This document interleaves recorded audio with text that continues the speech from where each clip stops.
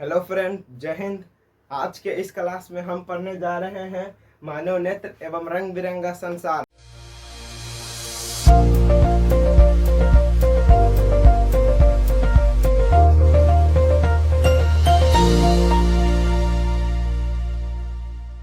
जो कि मानव नेत्र के बारे में हम आप लोग पढ़ चुके हैं। अब टॉपिक है प्रिज्म या त्रिपार्श्व। आखिर प्रिज्म जो है यह क्या है?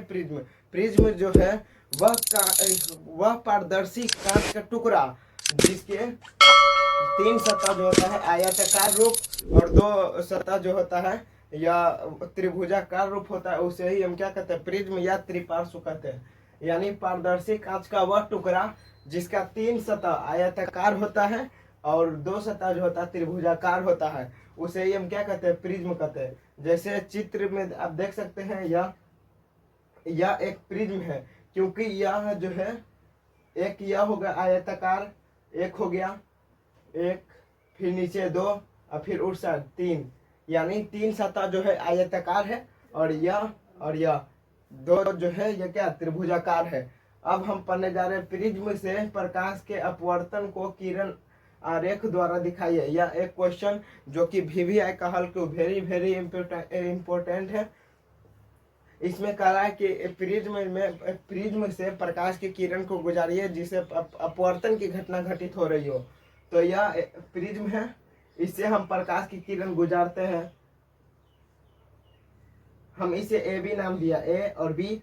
और जब यह विरल माध्यम में है, यह अभी विरल माध्यम में है। जब यह प्रिज्म से टकराया तो कांच यानी सघन माध्यम में चला गया, तो हम इसे क्या कहेंगे? अपवर्तित किरण। हम इसे अपवर्तित किरण को बी और सी नाम दिया। और फिर यह सघन माध्यम से विरल माध्यम में चला गया, तो हम निर्गत किरण कहें। निर्गत किरण को हम सी और डी कह देंगे। तो यहाँ पर एक अभिलंब खींचा, एम और एन अभिलंब है, फिर एम डैश और एन डैश क्या है? अभिलंब है। तो यहाँ पर M N and M dash N dash जो है ये क्या है? अभिलंब है। और ए बी जो है, ए बी अपवर्तित आपतित किरण है, और बी सी जो है अपवर्तित किरण है, सी डी जो है निर्गत किरण है। आपतित किरण विरल माध्यम में उपस्थित प्रकाश की किरण या आती हुई प्रकाश की किरण को हम आपतित किरण कहेंगे। निर्गत किरण विरल माध्यम से सघन माध्यम में जाने वाली प्रकाश की किरण यानी सघन माध्यम में उपस्थित प्रकाश की किरण को हम अपवर्तित किरण कहेंगे। और सघन माध्यम से विरल माध्यम में जाने वाली प्रकाश की किरण को क्या कहेंगे? निर्गत किरण कहेंगे। तो यही है प्रिज्म से प्रकाश के अपवर्तन को किरण आरेख द्वारा दिखाया, तो हम यह दिखा दिए। अब अगला टॉपिक है, यह है प्रकाश के वर्ण विक्षेपण। आखिर प्रकाश के वर्ण विक्षेपण क्या है? प्रकाश का वर्ण विक्षेपण, प्रकाश की किरण जब किसी प्रिज्म से होकर गुजरता है तो वह जो है अपनी सात अवयवी सात रंगों में विभक्त हो जाता है, उसे हम क्या कहेंगे? प्रकाश के वर्ण विक्षेपण कहेंगे। यानी प्रकाश किरण जब प्रिज्म से होकर गुजरती है तो अपनी सात अवयवी सात रंगों में विभक्त हो जाती है। तो यही सात रंग में विभक्त होने की जो घटना है, प्रक्रिया है, यही क्या कहलाएगा? प्रकाश का वर्ण विक्षेपण कहलाता है। यह एक प्रिज्म है, त्रिभुजाकार रूप। हम इसे प्रकाश की किरण पर प्रवेश किया, हम प्रकाश की किरण इसमें गुजारते हैं, तो प्रकाश की किरण जब गुजरेगा तो यह प्रिज्म से जब इतने गुजरेगा तो यह सात रंगों में विभक्त हो जाएगा। तो यह सात रंगों में विभक्त हो गया। यह 1 2 3 4 5 6 7 सात रंग है। सबसे ऊपर है आर यानी रेड, और सबसे नीचे है बैगनी यानी नीला। जब प्रकाश की किरण किसी प्रिज्म से होकर गुजरती है और यह सात रंगों में विभक्त होती है, तो सात रंगों की जो रंगहीन रंगों की पट्टी है उसे हम क्या कहेंगे? स्पेक्ट्रम कहेंगे। यानी यह जो रंगीन पट्टी प्राप्त होता है, यह जो रंगीन पट्टी है, सात रंगों की रंगीन पट्टी, इसे हम क्या कहेंगे? स्पेक्ट्रम या वर्णपट। वर्णपट स्पेक्ट्रम या वर्णपट कहेंगे। अब है प्रकाश के वर्ण विक्षेपण के बाद जो रंगों की पट्टी प्राप्त होता है, यानी जो रंगीन पट्टी स्पेक्ट्रम प्राप्त होता है, उसे परिवर्णी शब्द यानी विबजियोर से दिखाया जाता है। प्रकाश के वर्ण विक्षेपण के बाद जो स्पेक्ट्रम प्राप्त होता है, वर्णपट प्राप्त होता है, उसे हम एक परिवर्णी शब्द विबजियोर से दिखाते हैं। तो विबजियोर यह एक परिवर्णीय शब्द है, यानी 7 रंगों को जो प्रकाश के वर्ण विक्षेपण के द्वारा जब प्रकाश 7 रंगों में विभक्त होता है, तो वही 7 रंगों का जो ट्रिक है यह है क्या है, विबजियोर। पहला भी मतलब हो जाएगा बैगनी, और आई मतलब हो जाएगा जामुनी, फिर बी मतलब हो जाएगा ब्लू, जी मतलब हो जाएगा ग्रीन यानी हरा, वाई मतलब हो जाएगा येलो, ओ मतलब हो जाएगा नारंगी, और आर मतलब हो जाएगा लाल। तो VIBGYOR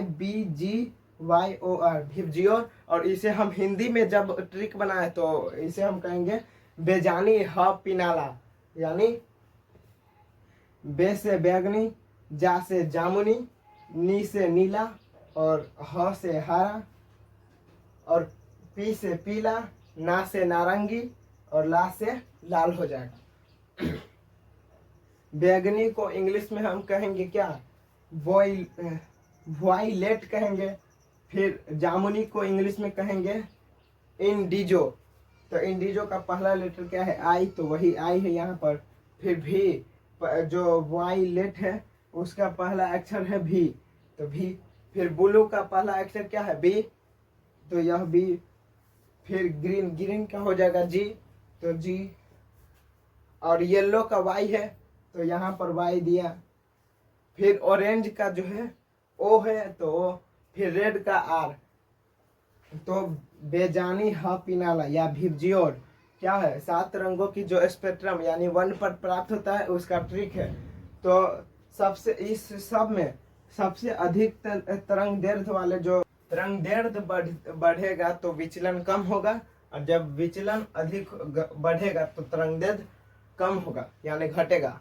तो विबजियोर, यदि तरंग बढ़ा तो क्या हुआ, विचलन कम हुआ, और यही यदि विचलन अधिक होगा तो तरंग दैर्ध्य क्या होगा, घट जाएगा। तो सबसे अधिक किस रंग में तरंग दैर्ध्य सबसे अधिक होता है, तो ऑप्शन क्या होगा, यानी आंसर क्या होगा, लाल हो, जिसमें तरंग दैर्ध्य सबसे अधिक होता है और विचलन जो है सबसे कम होता है।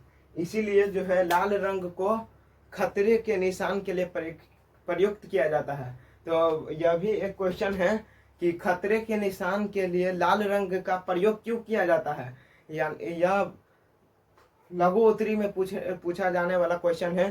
तो इसीलिए उपयोग किया जाता है कि लाल रंग का जो तरंग दैर्ध्य जो होता है सबसे अधिक होता है, और इसका जो है विचलन, लाल रंग का विचलन सबसे कम होता है, जिसके कारण जो है क्या होता है, विचलन कम होता है, तो इसका रंग जो है छितराता कम है, जिससे प्रकीर्णन जो है ये कम होता है, यानी इसका जो प्रकाश के किरण रंग का प्रकीर्णन जो होता है यह बहुत ही कम होता है, छितराता कम है। इसीलिए जो है यह दूर से ही स्पष्ट दिखाई देता है। इसीलिए जो है लाल रंग को खतरे के निशान के लिए प्रयुक्त किया जाता है।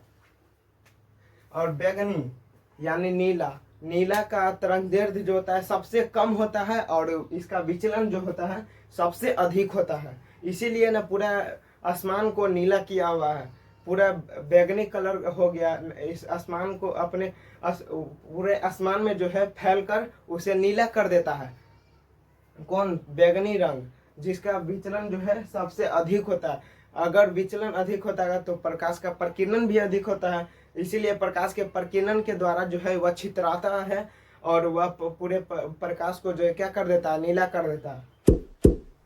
किस रंग, और क्वेश्चन है किस रंग का खतरे के निशान के रूप में प्रयुक्त किया जाता है, तो लाल रंग, क्योंकि इसका अधिक तरंग दैर्ध्य होता है, जिसके कारण यह दूर से स्पष्ट होता है और यह छितराता कम है। इसीलिए किस रंग को, इस लाल रंग को जो है खतरे के निशान के लिए उपयुक्त किया जाता है।